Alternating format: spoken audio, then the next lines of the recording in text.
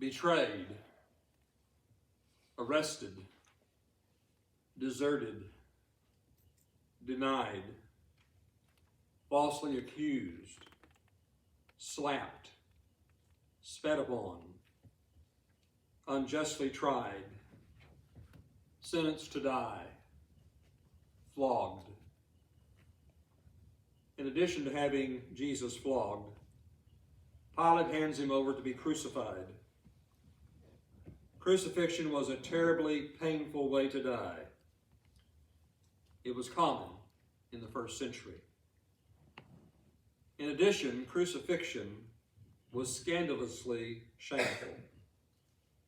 Its design was to humiliate the one who was crucified, to bring great shame upon him.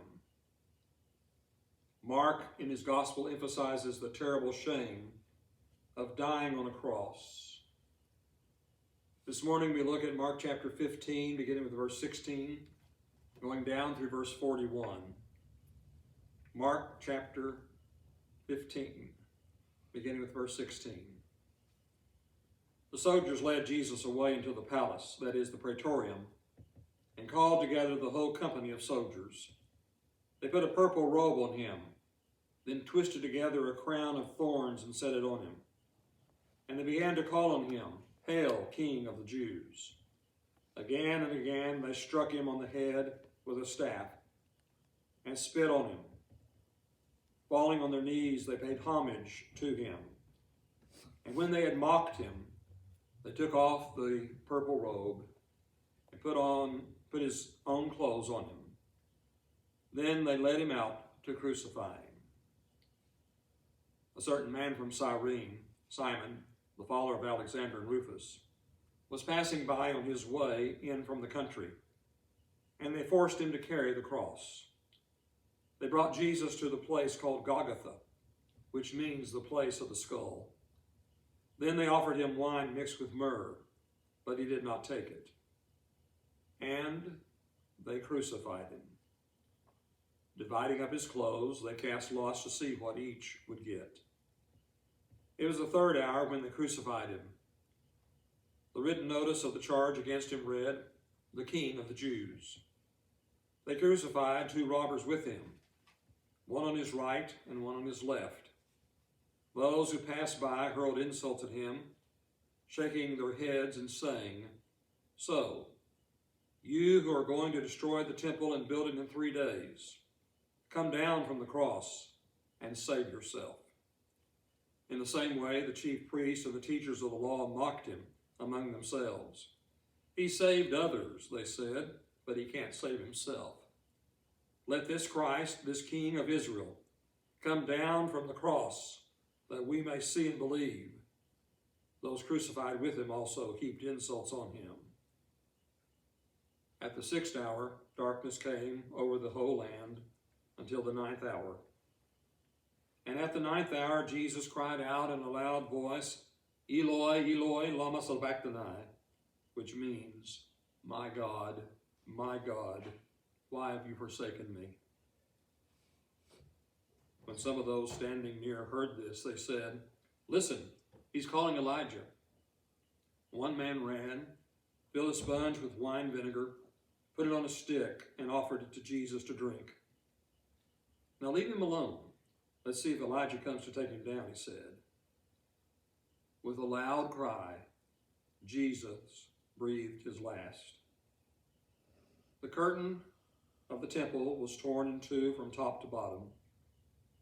And when the centurion who stood there in front of Jesus heard his cry and saw how he died, he said, "Surely this man was the Son of God." Some women were watching from a distance. Among them were Mary Magdalene, Mary the mother of James the younger, and of Jose and Salome. In Galilee, these women had followed him and cared for his needs. Many other women who had come up with him to Jerusalem were also there. As we look at Mark's account of the crucifixion, we notice the different individuals that were there. There were the soldiers, They're described in verses 16 through 20. Alan Black says this second mocking is roughly parallel to the first, but it is based on the more political concept of Jesus as a king rather than the more religious concept of Jesus as a Messiah.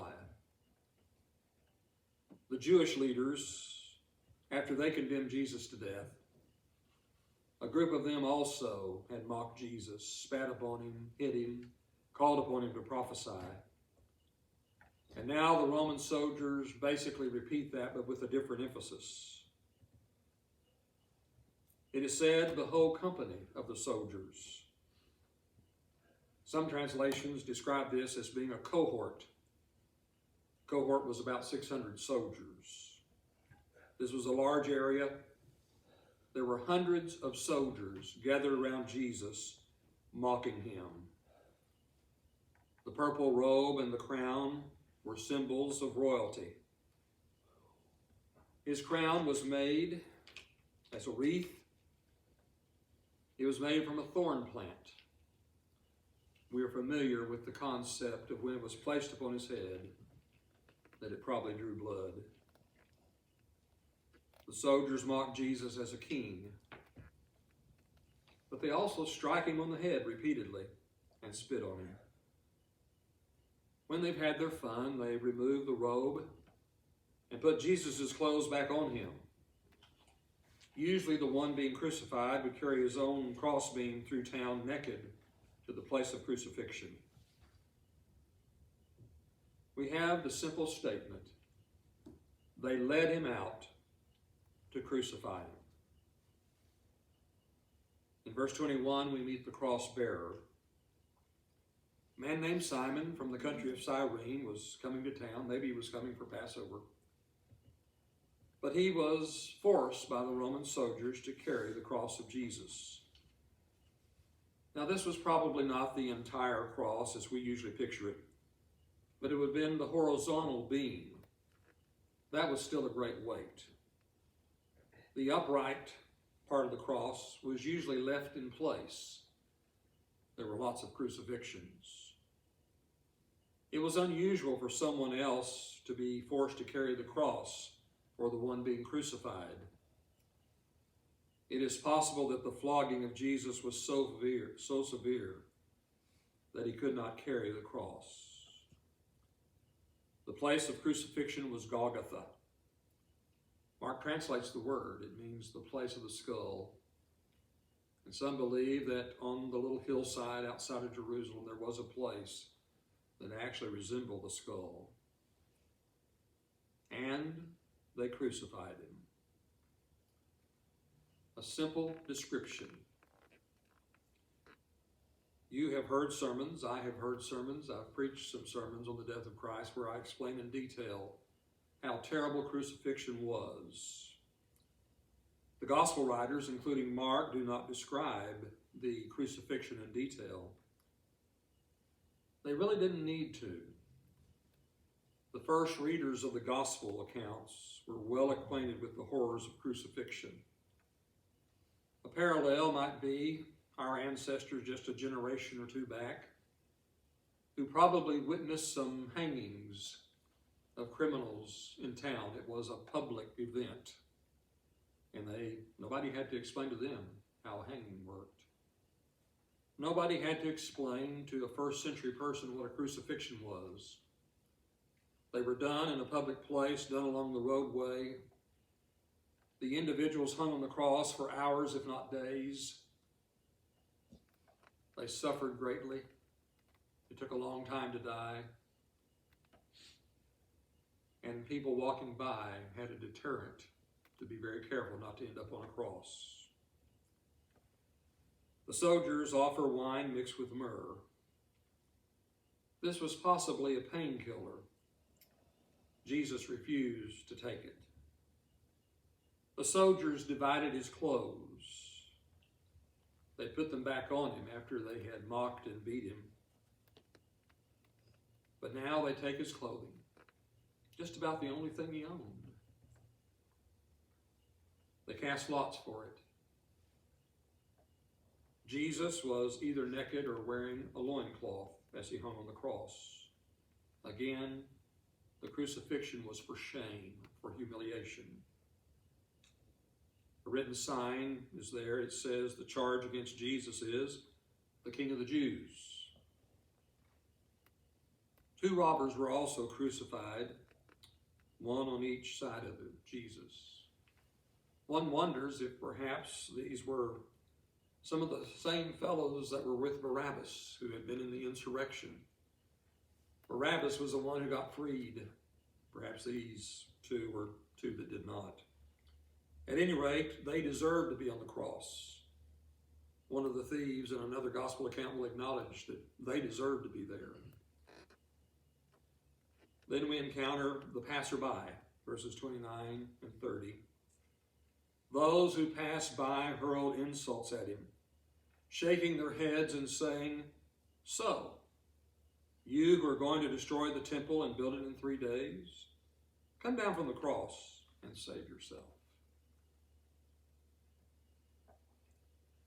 I don't like unfriendly dogs.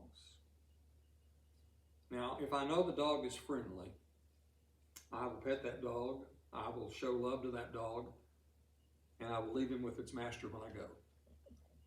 I do not like to encounter unfriendly dogs. If the dog happens to be out behind a very secure fence, though, I am not really afraid. If I were a mind to, and I am not, I could even taunt the dog. After all, he's behind that fence. He can't get me. The backfire of that would be if the dog knew about a place to get out of the fence that I didn't know about. But Jesus is helpless, so it seems. He is nailed to a cross. Some of those passing by were acquainted with the teachings of Jesus. They apparently had not been impressed. At any rate, they now taught him. "Oh yeah, you said you were going to just destroy the temple and build it in 3 days. Let's see you come down from that cross now and save yourself." In verses 31 and 32, the religious leaders join in. Those who condemned Jesus for blasphemy and turned him over to Pilate now join in mocking Jesus. He saved others, but he can't save himself. And they actually say that if Jesus would come down from the cross, they just might believe in him. One wonders if that were even true. But Jesus wasn't going to leave the cross. He had a job to do there, and he was going to complete it. And we again hear about the robbers. Those 2 are said to join in the mocking. Being mocked by fellows that are being crucified with you, people who deserve to be on the cross, adds to the humiliation.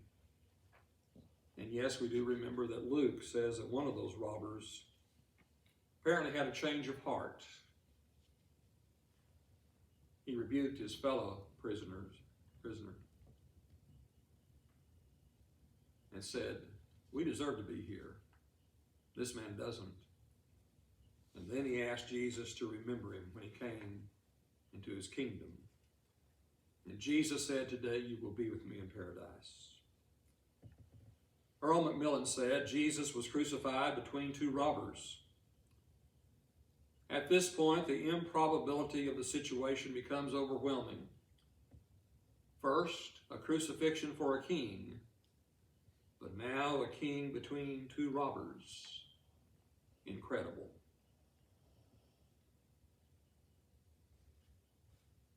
Verses 33 through 37, we have the crucified. Jesus is the central character of the crucifixion. Mark gives attention to him now. He's there on the cross. At the 6th hour of the day, about noon, there is darkness over the entire land. It will last till 3 in the afternoon. Darkness was often a sign of divine displeasure. So it is here. Now, Mark includes only one statement of Jesus while he was on the cross. Today's bulletin contains John Gibson's excellent article on the sayings of Jesus on the cross. But Mark gives one statement. And the statement is from Psalm 22. The statement Mark gives is a Greek transliteration of Jesus' original Semitic statement, and then a Greek translation. Eloi, Eloi, lama sabachthani, which means, my God, why have you forsaken me? Now, some thought Jesus was calling Elijah. That could be understood from the word Eloi. There was an expectation of Elijah returning. Jesus makes this statement. There's been a lot of discussion about this quote that he makes from the Psalms. At the conclusion of Psalm 22, there is a more optimistic outlook. No, God is not abandoned. The context, I think, though, indicates that Jesus uses this statement because he feels abandoned by God, his Father. That is a part of the suffering that he endures. He is on the cross. He is bearing the sins of all who have lived, are living, and will ever live. And he feels abandoned by God. Mark then says, with a loud cry, Jesus breathed his last. He died. That is significant. He died. He was 100% dead. At Jesus' death, the veil of the temple was torn in two from top to bottom. This was a miraculous happening. Things were changing. The system of religion that had existed now for hundreds of years, the system that God had established, was going to go away. The old covenant was going to be replaced by a new and better covenant. The old high priest was going to be replaced by a new, a better, a forever high priest, Jesus.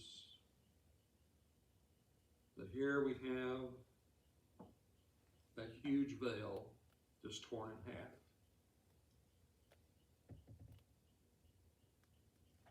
We're introduced to the centurion in verse 39. A centurion was an officer in charge of 100 soldiers. This centurion was probably in charge of Jesus' crucifixion. He will be asked a short time later to verify that Jesus is indeed dead. But as he sees the way Jesus is dying, he makes the statement, surely this man was the Son of God. Now, the centurion probably didn't understand the full meaning of his statement, but he knew that something different had happened here. Just how many crucifixions had he been in charge of? How many had he witnessed? And he knows there's something different in the way this man dies. And so he says he was the Son of God. Our text concludes with mention of the women that were present. Probably these women had come to Jerusalem for Passover time. Some of them are mentioned by name, but others are not. It's stated that they watched the crucifixion from a distance. Women played an important role in Jesus' ministry. They took care of him during his ministry. And some of them would be ready to take care of his body as it lay in the tomb. Alan Black says, the event portrayed in these verses is both the supreme tragedy and the supreme victory of human history. For all who were there, friend and foe, it appeared to be the end of the story of Jesus, and there could be no more tragic end. Unlike those present that day, we know the next scene of the story. But like those present that day, we can and do react to the crucifixion in different ways.